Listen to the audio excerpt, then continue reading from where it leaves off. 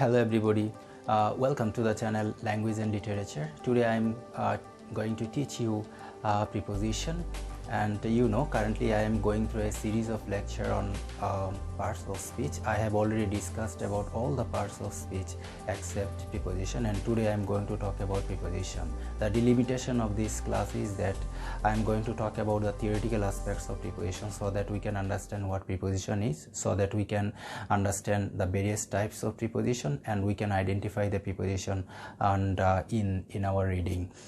So let's start with the definition of preposition. Prepositions are the words which actually sit before noun and pronoun or noun phrase.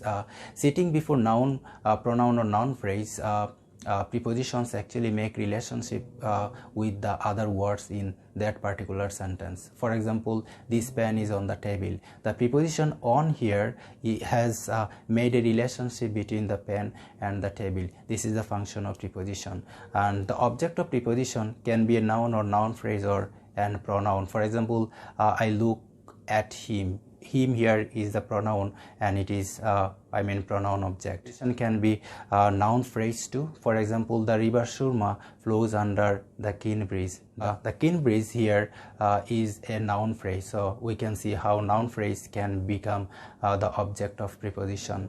So the word or words which follow the preposition is called the object of preposition, and this object of preposition can be a noun, pronoun or noun phrase. So now we can go to the next part, and that is the types of preposition.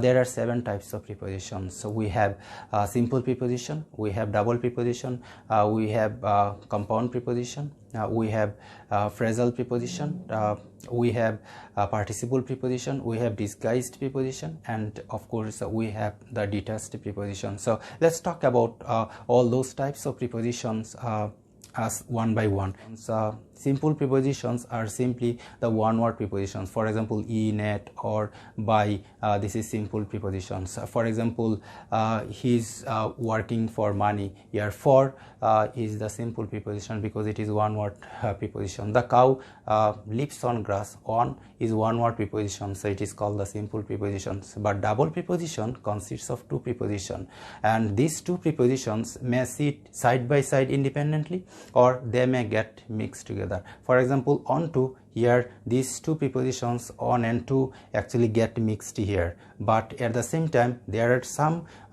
prepositions who stand independently but behave like a single preposition. For example, out of, we can say he is now out of danger. Here 2 prepositions, out and of, are actually standing independently but they are behaving like a single prepositions. I jumped onto the bed. Here onto, the 2 preposition on and to get mixed here. So these kinds of prepositions are called the double prepositions. And then we have the multiple prepositions. Multiple prepositions are formed when a single preposition sits before any noun, adjective or adverb. For example, along, a means on, and long, we have along. So we have about, a means on, b means by, and out. These kind of prepositions are called multiple prepositions. For example, beside, b means by, side. So these kinds of prepositions are called the multiple prepositions. We have between, by plus twin, so between. I sat beside him. Here beside is the multiple preposition. Tell me about the time. About is the multiple preposition. So if we know the nature of these prepositions, really sounds better. It's really good if we understand it. But honestly speaking, the more we will practice about preposition, the more we will be able to master about them, because understanding preposition is not really easy at all. I'll come to this part later. And after multiple preposition, we have the phrasal preposition. A phrase consists of some words where we do not have any subject or verb, and if any phrase behave like a preposition, they are called the prepositional phrase. For example, he gave a lecture in front of a huge audience. Here in front of is called prepositional phrase. He could not go to college in case of his illness. Here in case of is the phrasal preposition. In spite of his poverty, he is honest. And in spite of is the phrase and behaving like preposition, so it is called the phrasal preposition. So any phrase, if it behave like a preposition, it is called the phrasal preposition. So if any phrase behave like a preposition, it is called the phrasal preposition. And then we have participle preposition. When participle preposition, can you remember the class verb where I actually talked about the participle, the three types of participle: present participle, past participle, perfect participle. When we add ing with any base form of verbs, it is present participle if it behaves like an adjective. Participle preposition also look like present participle, but they behave like preposition. For example, he becomes sick during summer season. Assuming the absence of the teacher, they started playing cricket.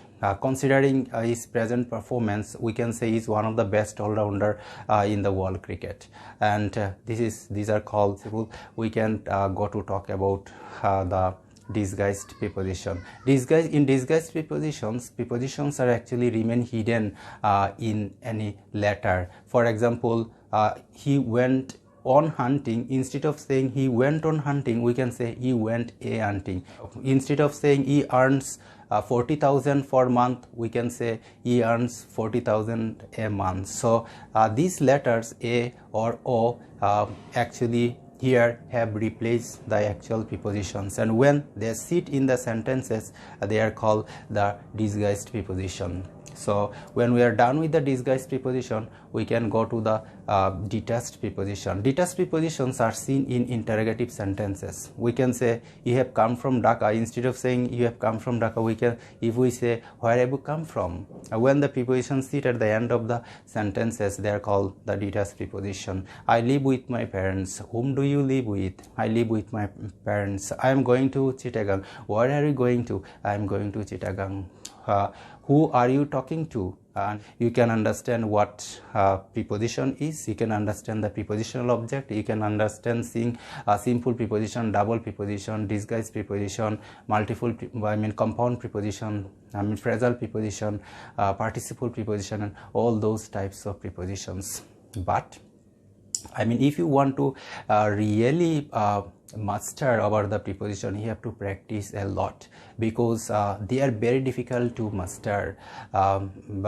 There are about 150 prepositions, but each and every rule is full of exceptions, and that is why it is very difficult to control over the prepositions. In the later video, of course, I will talk about the uses of prepositions, where we'll see how preposition can show time, how preposition can express our movement, how preposition can express our direction, how the type of words we use for the transportations, and many other types of prepositions we will talk in later videos. Till then, take care. Thank you very much for watching this video. Thank you.